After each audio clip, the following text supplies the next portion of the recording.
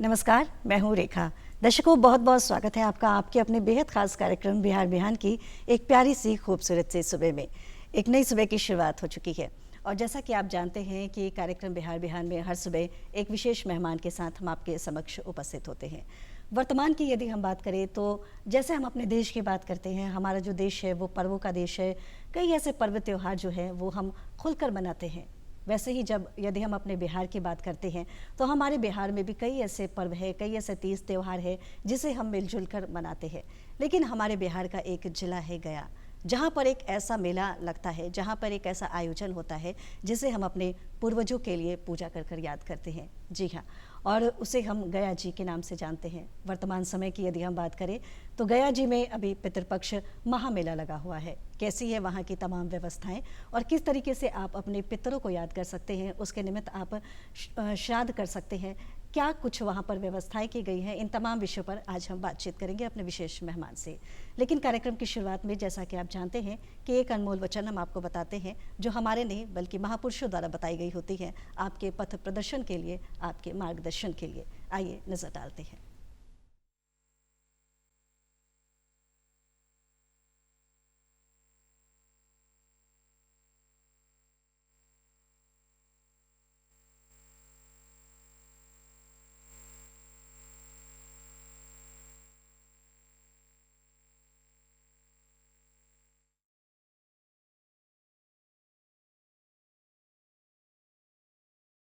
द्वारा जो अनमोल वचन बताए गए हैं, क्योंकि जब हम शिक्षा को अपनी ज़िंदगी में शामिल करते हैं तो ऐसा कहा भी जाता है कि यदि आप शिक्षित हो जाते हैं तो आपके आगे जो पीढ़ी है वो कई ऐसी आपके आने वाली पीढ़ी जो है वो शिक्षित हो जाती है। और शिक्षा का मूल उद्देश्य जो होता है वो अपने अंदर जागृति पैदा करना होता है, समाज में जागृति पैदा करना होता है। तो कोशिश कीजिए खुद शिक्षित बने, औरों को भी शिक्षा के लिए जागृत करें।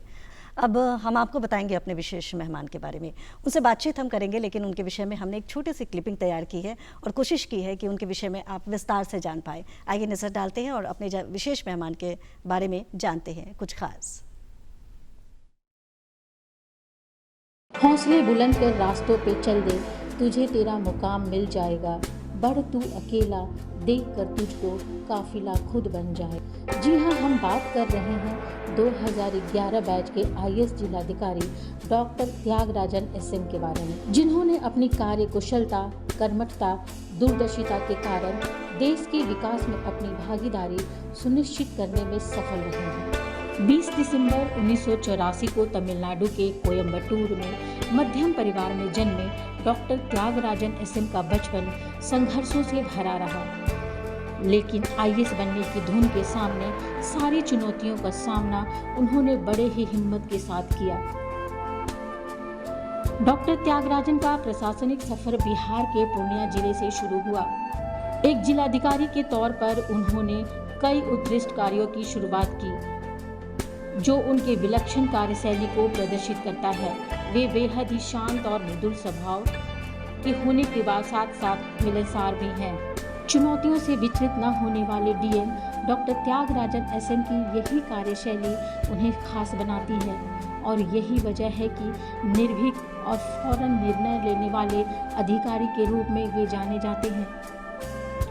फेम इंडिया और एशिया पोस्ट द्वारा शानदार कार्यों, उत्कृष्ट सोच, जवाबदेह कार्यशैली, गंभीरता और व्यवहार कुशल के लिए जिलाधिकारी डॉक्टर त्यागराजन एसएम को विलक्षण श्रेणी में स्थान दिया गया है।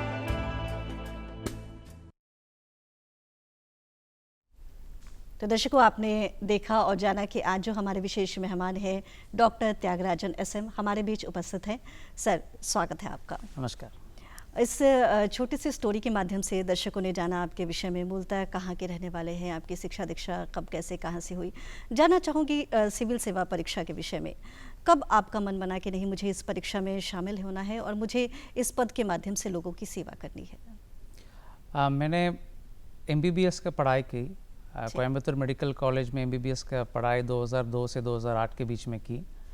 उसके बाद मुझे लगा कि पब्लिक सर्विस में जो सिविल सर्विस जो हैं वो वेरियस फील्ड्स में अलग अलग स्फीयर्स में लोगों को सेवा करने के लिए मौका देता है और काफ़ी सेटिस्फैक्शन मिलती है। लोगों का स्टैंडर्ड ऑफ लाइफ बदलने का, कई जिंदगियों का ट्रांसफॉर्म करने का भी मौका मिलता है और मतलब ग्राउंड लेवल पर काम करने का मौका मिलता है। तो इसी सोच के साथ मैंने 2008 के बाद सिविल सर्विस परीक्षा देने की निर्णय ली और पहली बार मुझे भारतीय पुलिस सेवा में अपॉइंटमेंट हुई थी।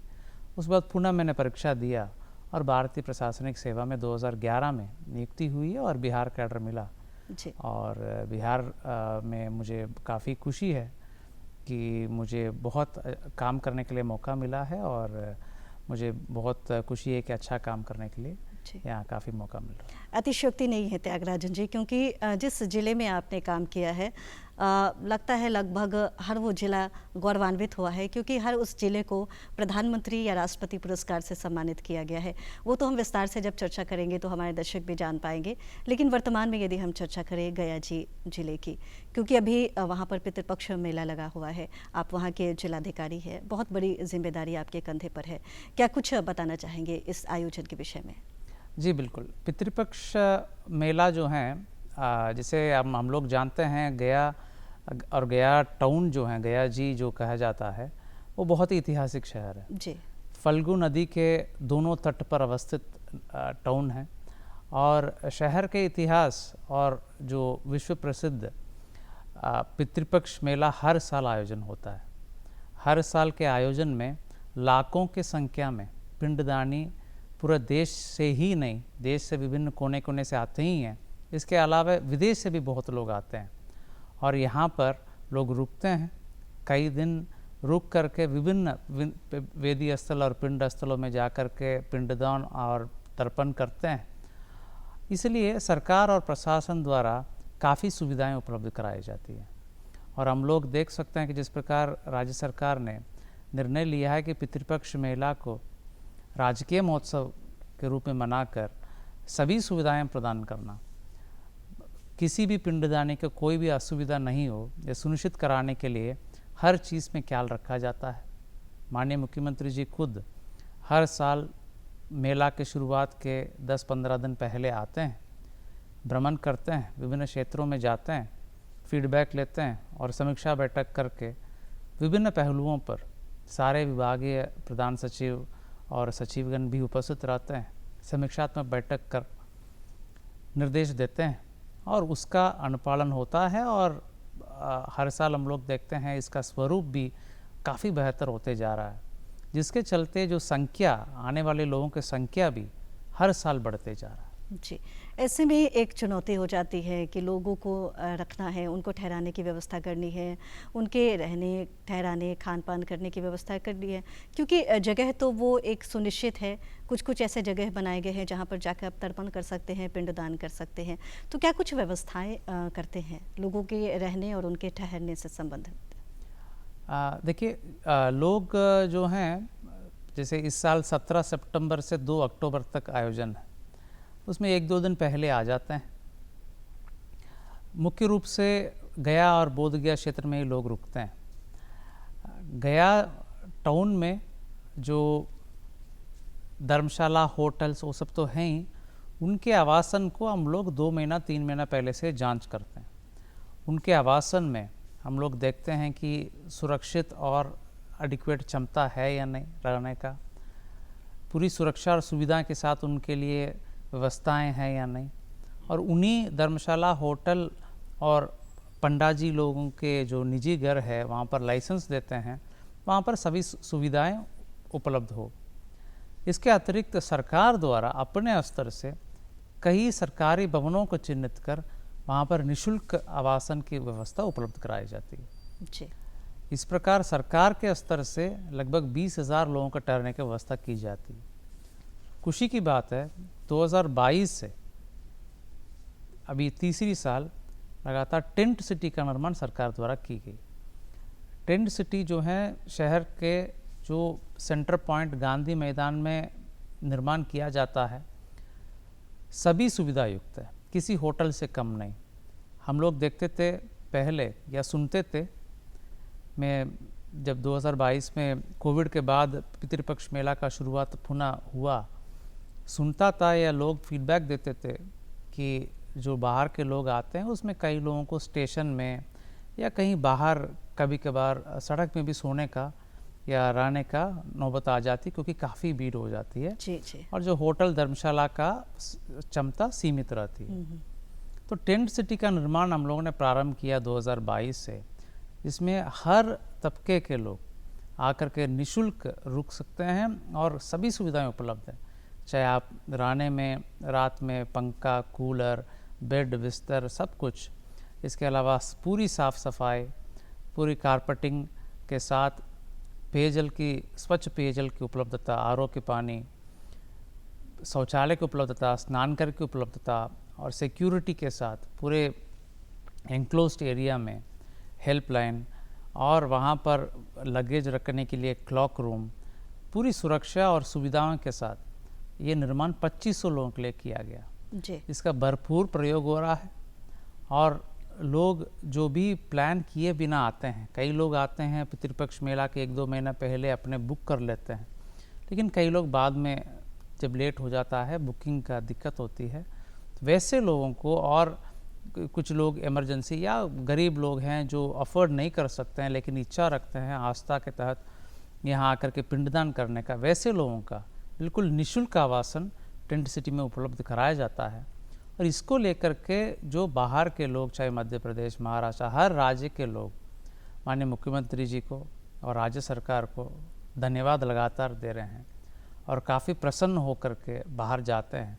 और मैं कहूँगा कि आवासन की स्थिति काफ़ी बेहतर हुई है और आवासन और ठहराव को लेकर के जो भ्रम थी पहले जी। वो दूर हुआ है और गया जी का जो छवि है वो काफ़ी बेहतर हुआ है। बाहर के राज्यों में गया जी के जब नाम लेते हैं लोग कह रहे हैं कि नहीं, काफ़ी बेहतर व्यवस्थाएं, सुविधाएं वहाँ उपलब्ध कराई जा रही। जी। यदि उनके आने जाने की व्यवस्था के विषय में बात करें, क्योंकि गया जी में न केवल बिहार से, न केवल देश से, बल्कि विदेशों से भी पर्यटक आते हैं और उनकी दिली ख्वाहिश होती है कि मैं अपने पूर्वजों का अच्छे से तर्पण कर सकूं, उनका पिंडदान कर सकूं, ताकि हमारी आने वाली जो पीढ़ी है, हमारा जो परिवार है, उन पर उनका आशीर्वाद अच्छे से आए। तो उनके आने जाने की क्या कुछ व्यवस्था है, उनकी परिवहन सुविधाओं के विषय में चर्चा करना चाहेंगे सर? जी, देखिए, जैसे कि मुख्य रूप से रेल से और सड़क मार्ग से लोग आते हैं। इंटरनेशनल एयरपोर्ट भी है और एयरपोर्ट बाई एयर भी लोग आते हैं। सड़क मार्ग की जहाँ तक हम बात करें, सबसे पहले गया जी पहुँचने का जो प्रमुख रास्ता हैं, जो पटना से गया और राजगीर से गया, 2 NH गुजरती है प्रमुख रूप से। इसमें हाल में ही माननीय मुख्यमंत्री जी ने निरीक्षण कर यह सुनिश्चित कराया कि पटना से गया 1.5 घंटे के अंदर पहुंचने की व्यवस्था हो। जी। जो लंबे समय से जो पेंडिंग रहा सड़क निर्माण, वो काफ़ी तेज़ी ला करके इसको पूरा किया गया। और राजगीर से जो नालंदा होके आने वाले लोगों के लिए भी NH-82 जो है काफ़ी बेहतर मार्ग बना हुआ है। इसके अतिरिक्त जो इंटरनल सड़क मार्ग है वो कंप्लीट मरामती कर करके नया सड़क के रूप में उसको दिया गया है। मेला क्षेत्र के रोड हर साल नया लेयर, एक रोड का लेयर दिया जाता है ताकि कहीं भी गड्ढा, कहीं लोग नज़र नहीं आए, लोग काफ़ी किसी भी परेशानी को झेलना ना पड़े। और जो गया जी पहुंचने के बाद रेलवे स्टेशन से अपने आवासन स्थल और मेला क्षेत्र में आने जाने के लिए प्रीपेड ऑटो, प्रीपेड टैक्सी और रिंग बसेस का सेवा उपलब्ध कराए जाते हैं। उसके साथ उन ट्रांसपोर्ट एसोसिएशन के साथ बैठक कर दर निर्धारित किए जाते हैं, दर को प्रदर्शित किए जाते हैं ताकि किसी भी प्रकार का शोषण किसी को नहीं हो। इसके अतिरिक्त कुछ मेला क्षेत्र में हम लोगों ने 2022 से नो हॉर्न जोन और नो व्हीकल जोन बनाया। उसका कारण है कि बहुत संकीर्ण रास्ताओं में गाड़ियां जब चलने लगती हैं, पैदल बहुत पिंडदानी जाते हैं, उनको काफ़ी असुविधा हो जाती है, तो उसमें लोगों को परेशानी होती है। उसके चलते हम लोगों ने कुछ जोन को नो व्हीकल जोन बनाया, लेकिन वहाँ पर दिव्यांगजन और बुज़ुर्ग लोगों के लिए निःशुल्क ई-रिक्शा की व्यवस्था भी हम लोगों ने शुरू किया। जी। इसका भी काफ़ी लोगों के बीच में एक चर्चा है, लोगों को काफ़ी पसंद आया है कि 65 ऐसे ई-रिक्शा निःशुल्क उपलब्ध है जो लोग अपने मेला क्षेत्र के अंदर परिवहन के लिए प्रयोग करते हैं। पार्किंग के सुविधा के लिए 12 स्थल तैयार की गई है। जो लोग निजी गाड़ियों में आते हैं वो अच्छे ढंग से पार्किंग कर करके अपने जो हैं जा करके पिंडदान कर करके वापस जा सकते हैं। कहने का मतलब भीड़ भाड़ इतनी होने के बावजूद भी कोशिश यही की जा रही है कि सारे व्यवस्थाएं सिस्टमटाइज्ड हो, लोगों को किसी प्रकार की परेशानी नहीं। जी, ये तो यदि हमारे बिहार की बात हो गई सर, भारत की बात हो गई, लेकिन गया जी एक ऐसा क्षेत्र है जहाँ विदेशों से भी लोग आते हैं और उनकी भी कोशिश होती है कि मैं अच्छे से तर्पण करके जाऊँ। ऐसे में एक समस्या हो जाती है लैंग्वेज प्रॉब्लम। तो क्या उसके लिए कुछ ऐसी व्यवस्था है ताकि हमारे दर्शक देख रहे हैं तो वो जान पाए कि यदि विदेशी पर्यटक भी आते हैं, विदेशी श्रद्धालु भी आते हैं, तो उन्हें किस तरीके से आना है और कैसे अपने जो पूर्वज है उनका तर्पण करना है? देखिए, विदेशों से international flight, scheduled international flights आती है जी। पितृपक्ष में विदेशों से बहुत लोग आते हैं, लेकिन इनकी भीड़ अक्टूबर से फरवरी के बीच में संख्या काफ़ी बढ़ जाती है। पितृपक्ष के बाद, पितृपक्ष में जो लोग आते हैं या उसके बाद जो लोग आएंगे, जैसे मैंने कहा अक्टूबर से फरवरी के बीच में जो भीड़ बढ़ जाती है इंटरनेशनल टूरिस्ट का, उसका मुख्य कारण है महाबोधि जो ऐतिहासिक मंदिर जी। बोधगया में अवस्थित है, उसका दर्शन करने के लिए बुद्धिस्ट कंट्री से बहुत लोग आते हैं। और परम पावन दलाई लामा जी भी 1 माह के प्रवास में बोधगया में रहते हैं, उनके दर्शन के लिए भी लोग आते हैं। तो अभी से उस सीज़न के बीच में हम लोग टूरिस्ट, जो इंटरनेशनल टूरिस्ट आ रहे हैं, उनके सुविधा के लिए एयरपोर्ट से जो रिसेप्शन काउंटर और बोधगया में कई सुविधाएं उपलब्ध कराई जाती है। और जहाँ तक भाषा की सवाल आपने पूछा, उसके मदद के लिए आजकल ऐप भी बहुत उपलब्ध हैं। जी जी। ट्रांसलेशन ऐप्स हैं, लेकिन हम लोगों ने टूरिस्ट गाइड्स बहुत कुछ उपलब्ध कराया है। पर्यटन विभाग के माध्यम से टूरिस्ट गाइड्स बहुत संख्या में उपलब्ध हैं, जो मेन लैंग्वेजेस लोग बोलते हैं, टूरिस्ट उनकी जानकारी रखते हैं और लोगों के साथ रह करके सेवा देते हैं। और गया, बोधगया में जो भी टूरिस्ट आते हैं उनको किसी प्रकार की परेशानी नहीं होती है। बोधगया में विशेषकर टूरिस्ट को और बढ़ावा देने के लिए कई कदम सरकार ने उठाया है। एक अंतर्राष्ट्रीय स्तर की महाबोधि सांस्कृतिक केंद्र का निर्माण कराया गया, जिसमें 2000 और 500 के बड़े बड़े हॉल्स हैं, जिसमें अंतर्राष्ट्रीय सेमिनार बहुत होने लगे। उसके बगल में हाई क्लास 5 स्टार होटल का निर्माण सरकार की तरफ से निर्माण कराया गया और एक साइंस सिटी का भी निर्माण उसके बगल में कराया गया।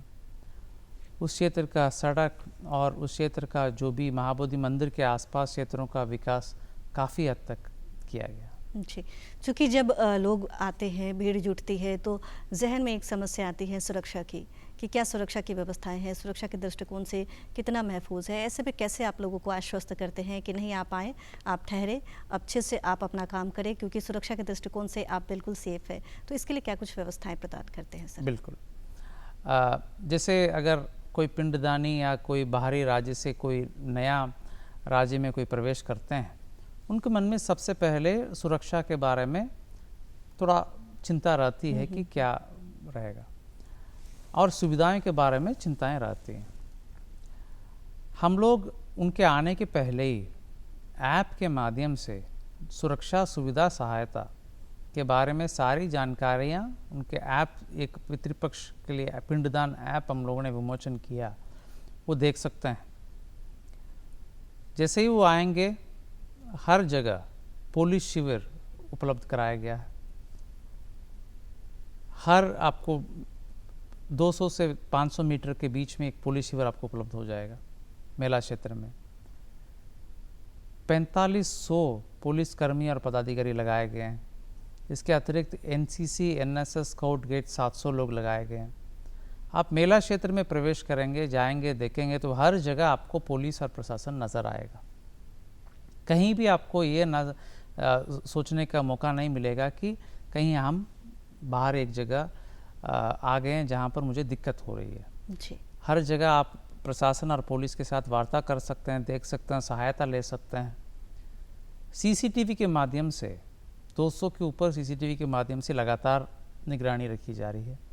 सीसीटीवी का जो कनेक्शन है मेरे मोबाइल और एसएसपी के मोबाइल में भी उपलब्ध है, जो हम लोग भी देखते रहते हैं कि कहाँ किस क्षेत्र में अभी क्या क्या हो रहा है। वीडियोग्राफी, वॉच टावर के माध्यम से निगरानी, इस प्रकार विभिन्न और हाईटेक ड्रोन के माध्यम से निगरानी, तो इस प्रकार विभिन्न हाईटेक माध्यम से सुरक्षा के इंतज़ाम कराया जा रहा है ताकि पिंडदानियों को किसी प्रकार की कोई असुविधा नहीं हो। सर, लगातार आप चर्चा कर रहे हैं, आप ऐप यूज़ कर सकते हैं, जो ऐप आपने लोगों के लिए सुविधा के लिए जो आपने जारी किया है।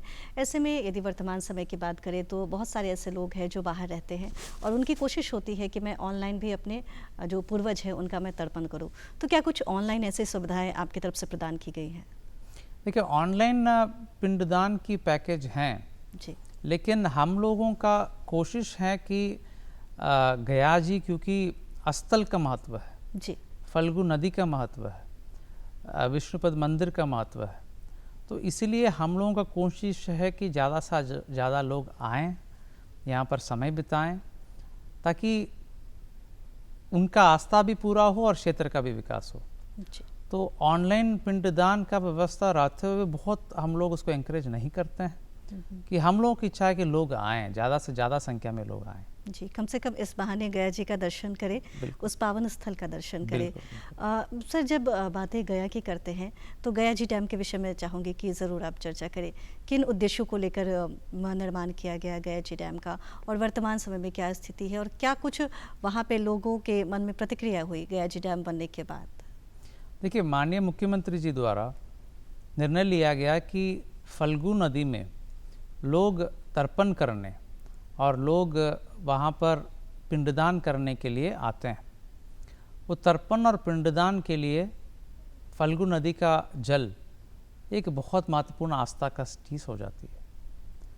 लेकिन पहले जो नदी सूखा रहता है, आप नदी का प्रारूप अगर समझना चाहेंगे, वो झारखंड के चतरा जिला से ओरिजिनेट होती है और नदी बाढ़ के यानी बारिश के वक्त भरा रहता है, लेकिन 10-15 दिन में पानी निकल जाता है।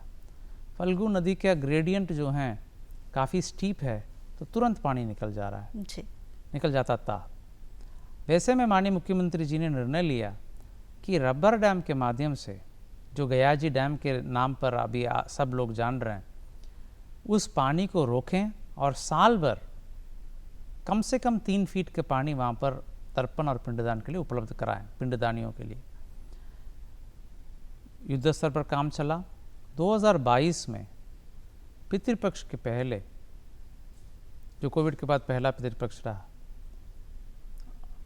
8 सितंबर 2022 को माननीय मुख्यमंत्री जी ने देश के सबसे बड़ा रबर डैम गया जी डैम को उद्घाटन किया और लोकार्पण किया।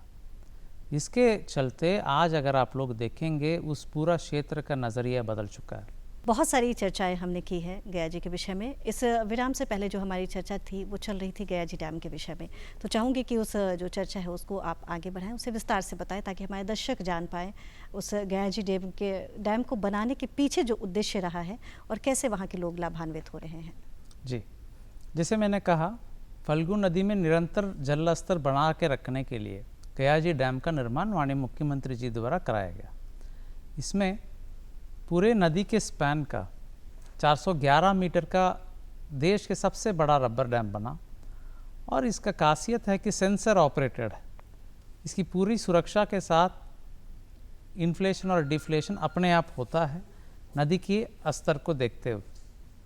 इसके माध्यम से कम 3 फीट की जल वहाँ पर निरंतर बनाए रखने के उद्देश्य है, जो अभी तीसरी साल बहुत ही सफलतापूर्वक चल रहा है। अभी हम बारिश के सीज़न मान लीजिए सितंबर पर समाप्त होगा, पुनः मार्च अप्रैल में जाकर के हम देखें तो 3 फीट पानी कम से कम वहाँ रहता है। जिससे हम लोग ये समझना होगा कि गया जी में साल भर लोग आते हैं। पितृपक्ष में तो बहुत लोग आते हैं, लेकिन साल भर देश के कोने कोने से और विदेशों से भी बहुत लोग आते हैं, अपने पितरों का तर्पण और पिंडदान करते हैं। उन लोगों को काफ़ी सुविधा हो जाती है। और वहाँ पर केवल गयाजी डैम ही नहीं, नदी जो हैं फल्गु नदी को पहले लोग नंगे पैर गरम बालू के बीच में पार करते हुए एक कोने से दूसरे कोने जाते हैं। कि विष्णुपद मंदिर के सामने दूसरे तरफ सीता माता की मंदिर है।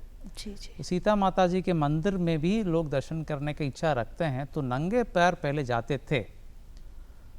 अभी गयाजी डैम के साथ ऊपर स्टील ब्रिज बनाया गया सरकार द्वारा, जिससे लोग आराम से जो हैं नदी क्रॉस कर सकते हैं। इसके साथ गयाजी डैम से सीता माता मंदिर के बीच में और गयाजी डैम से जो सामने पुल के बीच में बहुत ही आकर्षक और सुंदर पथ बनाया गया, दीवार में मिथिला पेंटिंग कराया गया। तो इस प्रकार और घाट का विस्तार कराया गया। पहले दोनों तरफ के मोहल्लों का नाला का पानी नदी में गिरता था, तो घाट का विस्तार कराकर घाट के नीचे बड़े नाला का निर्माण कराया गया, जिससे नाला का पानी जो है इस क्षेत्र में नहीं गिरता है। जी। पूरी क्षेत्र में लाइटिंग से सुंदरता बढ़ाई गई और पर्यटन को बढ़ावा देने के लिए कई आकर्षक चीज़, छोटी छोटी चीज़ वहाँ बनाई गई, गार्डन, बेंचेस, इस प्रकार। तो रात में या दिन में कोई भी उस क्षेत्र को देखेगा, आस्था के दृष्टिकोण से काफ़ी महत्वपूर्ण तो है ही, लेकिन पर्यटक के दृष्टिकोण से भी इसकी महत्व काफ़ी कई गुना बढ़ गया है। और काफ़ी लोग रविवार को और पर्व के दिनों में वहाँ आते हैं, समय गुजारते हैं, परिवार के साथ आते हैं और आनंद लेते हैं। जी।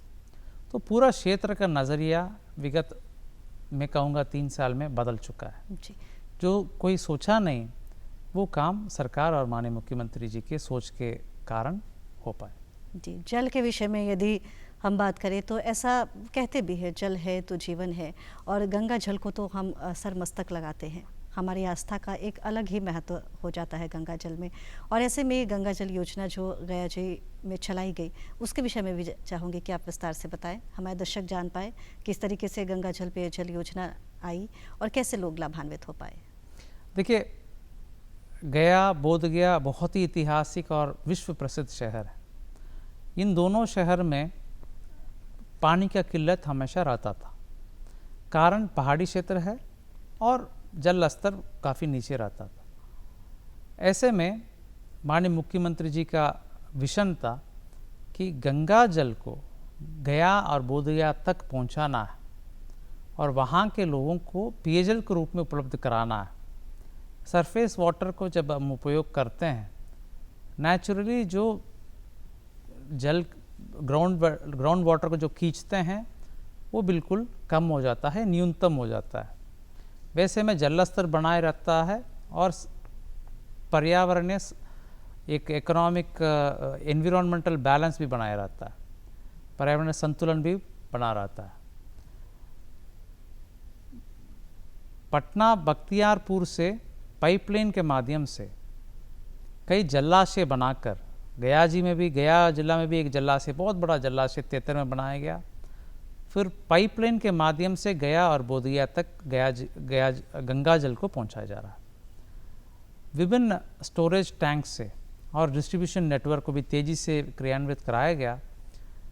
अभी 90% गया टाउन के रहने वाले और 70% बोधगया टाउन में रहने वाले लोगों को पेयजल के रूप में गंगा जल ही उपयोग हो रहा है। इसमें लोग काफ़ी खुश हैं। लोगों को केवल पीने के लिए ही नहीं, सभी डोमेस्टिक पर्पसेस के लिए ये उपयोग होता है। और जो ग्राउंड वाटर जो खींचा जाता था नीचे से ट्यूबवेल के माध्यम से, वो कई ट्यूबवेल्स को बंद कराया गया।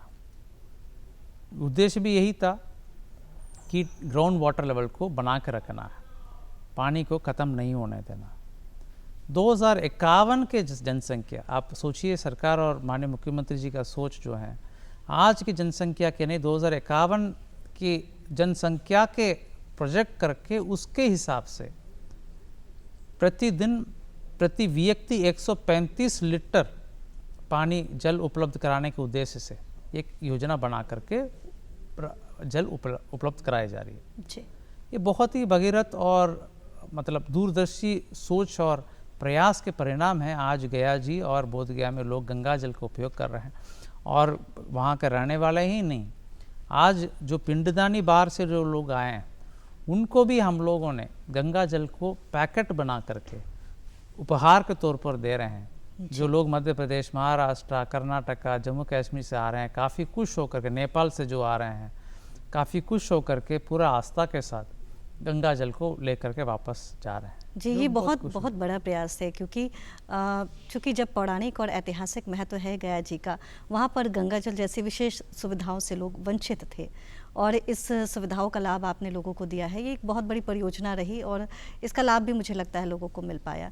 यदि हम बात करें त्यागराजन जी, श्रवण श्रुति योजना, जिसमें भी आपने बहुत काम किया है और बहुत सारे लोग लाभान्वित हुए हैं, तो इसके विषय में कुछ चर्चा करना चाहेंगे? जी, श्रवण श्रुति योजना जब मैं गया जिला में ज्वाइन किया था, उस समय मेरा इच्छा थी कि जो बचपन में जो डेफ एंड डम्प बच्चे हैं उनको कुछ काम किया जाए। तो हम लोगों ने आंगनवाड़ी केंद्र को केंद्र बिंदु बनाकर 6 साल के नीचे बच्चों को ऑटो अकोस्टिक एमिशन टेस्ट के माध्यम से विभिन्न विभागों से ऑडियोलॉजिस्ट को पूल करके आंगनवाड़ी केंद्रों में जांच कराया। जी। जांच में जो बच्चों को बहरापन निकला, उन बच्चों को चिन्हित कर और फर्दर जांच कराया, जिसमें टेम्पररी और परमानेंट डेफनेस का डिफ्रेंशिएट हुआ और बच्चों को सूचीबद्ध कराया गया। वैसे सूचीबद्ध कराए जाने के बाद टेम्पररी डेफनेस जिस कारण से भी बच्चों को हुआ हो, उसको ट्रीटमेंट दिया गया। वैसे बच्चों को परमानेंट डेफनेस पर जाने का भी गुंजाइश रहती थी, लेकिन जब अर्ली स्टेज में हम लोग इंटरवीन करते थे, जिसके चलते यह परमानेंट डेफनेस के रूप में विकसित नहीं हुआ। हम लोग सोच सकते हैं कि डेवलपिंग कंट्रीज़ में 1000 बच्चों में 5 से 10 बच्चे बहरापन की शिकार होते हैं, और इनकी ज़िंदगी काफ़ी दिक्कत होती है। हर स्टेज में इनको तकलीफ़ झेलना पड़ता है। तो टेम्पररी डेफनेस के अलावा परमानेंट डेफनेस में कॉक्लियर इम्प्लांट का जहाँ तक बात आती है, वो बड़े ऑपरेशन है, बड़ा खर्चा वाला ऑपरेशन है। उसको विभिन्न योजनाओं को कोलैबोरेट कर करके हम लोग उसको भी निःशुल्क कराया है। वैसे अभी तक 3.5 लाख बच्चों का स्क्रीनिंग कराकर 800 बच्चों को हम लोगों ने बहरापन से मुक्त कराया, 50 बच्चों को निःशुल्क कॉक्लियर इम्प्लांट सर्जरी कराया, और हम लोग सोच सकते हैं जो बच्चा सुन नहीं सकता वो नेचुरली बात भी नहीं कर सकता। इसीलिए सुनने की क्षमता प्राप्त होने के बाद उनको स्पीच थेरेपी भी कराया गया है, फॉलोअप थेरेपी, ताकि बच्चे अच्छे ढंग से बात कर पाएँ। तो उनकी ज़िंदगी बदला, उनकी परिवार की में खुशी मिला, इसमें हम लोगों को काफ़ी संतुष्टि है। इस काम को स्वास्थ्य विभाग ने और माननीय मुख्यमंत्री जी ने देखा और पूरे बिहार में बाल श्रवण के नाम पर इस योजना को विस्तारित किया है, जो हमें काफ़ी खुशी है कि और बच्चों को ये लाभ मिलेगा। जी, यदि हम वर्तमान की बात करें तो गया में बहुत सारे काम हुए, चूँकि वर्तमान में बहुत सारी चुनौतियां आपके कंधे पर है, लेकिन सन 2022 में शायद मुझे याद है, जल जीवन हरियाली योजना के तहत गया जिला को राष्ट्रपति पुरस्कार से सम्मानित किया गया था, और जल जीवन हरियाली योजना बहुत सफल रही। तो उसके विषय में कुछ बताना चाहेंगे सर, क्योंकि ये सारे आपके मार्गदर्शन में हुए, आपके देखरेख में हुए, क्या कुछ कहना चाहेंगे? देखिए, जल डैश जीवन डैश हरियाली अभियान है इसका नाम। ये माननीय मुख्यमंत्री जी ने 2019 में शुरू किया। या शुरू करने का उद्देश्य यह है कि जल और हरियाली रहेगा तभी जीवन खुशहाल रहेगा। इस उद्देश्य के साथ जल संरक्षण और हरियाली को बढ़ावा देना, एक प्रकार की पर्यावरण में संतुलन लाना, पर्यावरण को महत्व देना, इन सभी उद्देश्यों के साथ 11 अवयव इसमें सरकार ने निर्धारित किया। इसमें तालाबों का, हर पैन का संरक्षण, नया जल स्रोतों का सृजन, पहाड़ों में जल संग्रहण, इस प्रकार नदियों का पुनर्जीवन करना जो मृत हो चुका है। इस प्रकार 11 अवयव हैं। सोलार लाइट यानी रिन्यूएबल एनर्जी पर जोर देना, लोगों के बीच में जागरूकता लाना। हम लोग जानते हैं कि इस प्रकार बिहार में बहुत बड़ा ह्यूमन चेन के माध्यम से भी जल जीवन जल डैश जीवन डैश हरियाली अभियान के लोगों ने समर्थन दिया, करोड़ों लोगों ने भाग लिया। तो इसीलिए गया जैसा जिला में ये एक बहुत बड़ा वरदान है। जो पहाड़ी क्षेत्र है, ड्रॉट प्रोन है, सूखा प्रवण जिला है, हर साल लगभग सुखाड़ का प्रभाव कई इलाका में होता है। इसलिए विभिन्न क्षेत्रों में गया जिला में आहर, पैन, कुदाई, तालाब का निर्माण, इस प्रकार की योजनाएं लगातार किया जा रहा है। गार्लैंड ट्रेंचेस का निर्माण किया जा रहा है, जिसमें पहाड़ में जो पानी निकल जाता था, पहाड़ के नीचे बांध बना करके गार्लैंड ट्रेंच का निर्माण कराया गया। जिस योजना के लिए नीमचक बतानी के पंचायत में राष्ट्रीय पुरस्कार मिला है, उसमें सामुदायिक भागीदारी भी काफ़ी रही और उस योजना में जो पहाड़ में जो पानी आती थी उसको गार्लैंड ट्रेंच के माध्यम से रोकना, ड्रेनेज चैनल्स बनाना, एक तालाब में पानी को संग्रहण करना और उसको सिंचाई में उपयोग करना और सामुदायिक भागीदारी में आसपास क्षेत्रों में प्लांटेशन कराना, तो सारे अवयवों का एक साथ कराकर हम लोगों ने एक योजना पेश किया है, जिसको राष्ट्रीय स्तर में भी, जो माननीय मुख्यमंत्री जी का अभियान है, उसका राष्ट्रीय स्तर से भी इसका पहचान दिया है और नेशनल वाटर अवार्ड माननीय राष्ट्रपति महोदय ने प्रस्तुत किया। सर, कई ऐसी योजनाओं का जिक्र आपने किया है जिससे लोग लाभान्वित हुए हैं। यदि हम बातचीत करें, चूँकि महिलाएं ऐसा एक तबका है, ऐसा एक वर्ग है जिसे माननीय बिहार सरकार हमेशा आगे रखकर चलती है। उनकी सुरक्षा के लिए कई ऐसी योजनाएं चलाई गई। ऐसे में यदि हम गर्भवती महिलाओं की चर्चा करें, उनके लिए भी कई योजनाएं चलाई गई हैं, तो उनके विषय में कुछ चर्चा करना चाहेंगे? बिल्कुल। गर्भवती महिलाओं के गर्भवती अवधि में उनके अच्छे देखभाल के लिए सरकार द्वारा कई योजनाएं चलाई जा रही। उन योजनाओं को एक साथ लाकर एक नया प्रयास हम लोगों ने किया है, उसका आसमा नाम दिया है। हम लोगों ने यह देखा कि गर्भवती अवधि में महिलाओं का जो हीमोग्लोबिन लेवल काफ़ी कम हो जाता है, जिसके चलते उनकी खुद की परेशानी, बच्चा का परेशानी और डिलीवरी के टाइम में भी काफ़ी परेशानी बढ़ जाती है। अगर हम बात करें डिलीवरी में जो मैटरनल डेथ होते हैं, मृत्यु होते हैं, वो हेमरेज यानी ब्लीडिंग के चलते होता है। और जब हीमोग्लोबिन कम रहता है, जो झेलने का शक्ति काफ़ी कम हो जाता है। वैसे में गर्भवती अवधि में उनकी हीमोग्लोबिन को निरंतर ठीक रखना एक बहुत बड़ा चुनौती है। तो कई कार्यक्रम चल रहा है। तो हम लोगों ने नया प्रयास यह किया कि 100 दिन लगातार आयरन और फोलिक एसिड अगर महिलाएं खाएं लगातार, तो यह दिक्कत नहीं होगा, किसी प्रकार की दिक्कत नहीं होगा। लेकिन उसमें व्यवहार परिवर्तन का ज़रूरत हम लोगों ने महसूस किया, क्योंकि जब आयरन फोलिक एसिड महिलाएं खाती हैं तो उल्टी की एक वॉमिटिंग की सेंसेशन होता है, इरिटेशन होता है, और खाना सही ढंग से नहीं खाती हैं, इसलिए भी ऐसा होता है। तो हम लोगों ने आंगनवाड़ी केंद्रों में जीविका महिलाओं के माध्यम से खाना बनाकर गर्भवती महिलाओं को हम लोगों ने पहले दिया, रोज़ एक बार खाना 100 दिन दिया। तो वे उसके बाद आयरन और फोलिक एसिड टैबलेट उनको खिलाया गया। इससे उल्टी की सेंसेशन नहीं हुआ और लगातार लोगों ने दवाई खाया।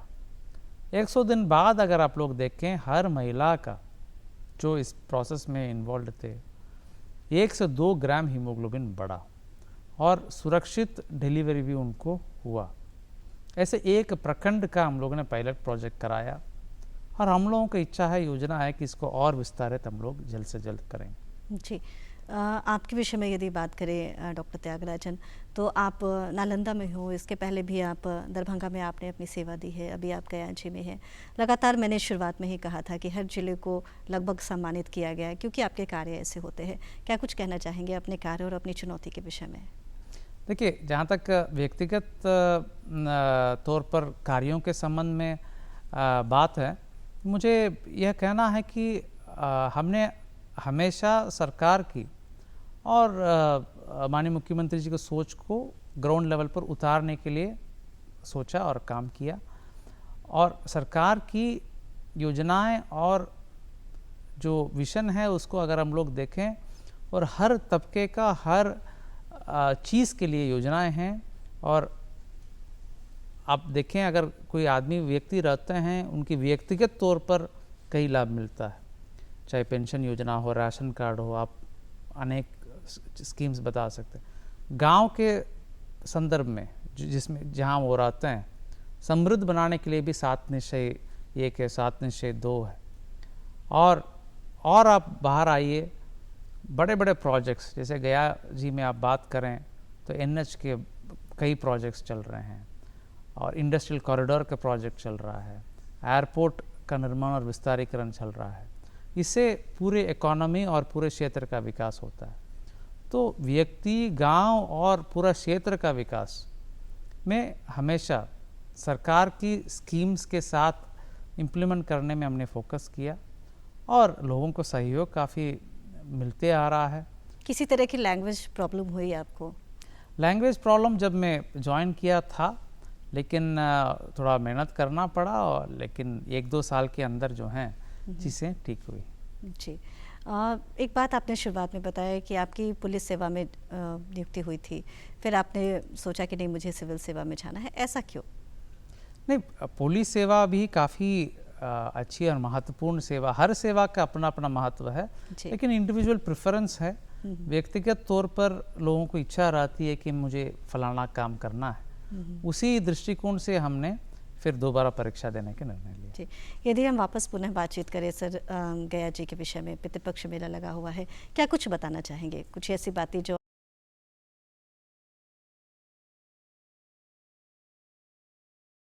आ रहे हैं, पूरी सभी सुविधाएं के साथ व्यवस्थित ढंग से लोग पिंडदान कर रहे हैं, तर्पण कर रहे हैं। कहीं भी रहने का, खाने पीने का, पेयजल या स्वच्छता, परिवहन, यातायात, सुरक्षा, किसी भी प्रकार का कोई कमी या दिक्कत नहीं है। लोग बस आएँ तो काफ़ी सुगम तरीके से उनकी व्यवस्थाएं हो जाती हैं। सभी लोग सहयोग कर रहे हैं, स्थानीय लोग भी सहयोग कर रहे हैं, पंडा जी लोगों के साथ भी बैठक हुई, वो लोग भी काफ़ी सहयोग कर रहे हैं। तो मैं यही चाहूँगा कि लोग आएँ, ज़्यादा से ज़्यादा संख्या में आएँ और अपना आस्था को पूरा करें, गया जी और बोधगया का आनंद लें, जो सुंदरता और पर्यटक स्थल का भ्रमण करें। कई पर्यटक स्थल ऐसे हैं जो लोग अभी तक नहीं जान पाए, चाहे दुंगेश्वरी हो, गुरुपा हो, जहाँ पर महात्मा बुद्ध ने समय बिताया, गया, वहाँ रहें बहुत दिन, और भी मंगला गौरी मंदिर है। तो इस प्रकार के कई ऐसा चीज़ हैं और लोगों को जानना है। तो हम चाहेंगे और हम लोगों से अनुरोध करें कि गया जी आएँ, लोग रुकें, और 1-2 दिन नहीं, 1 हफ्ता 10 दिन रुकें, कि बहुत चीज़ें हैं, बहुत देखने का चीज़ें हैं।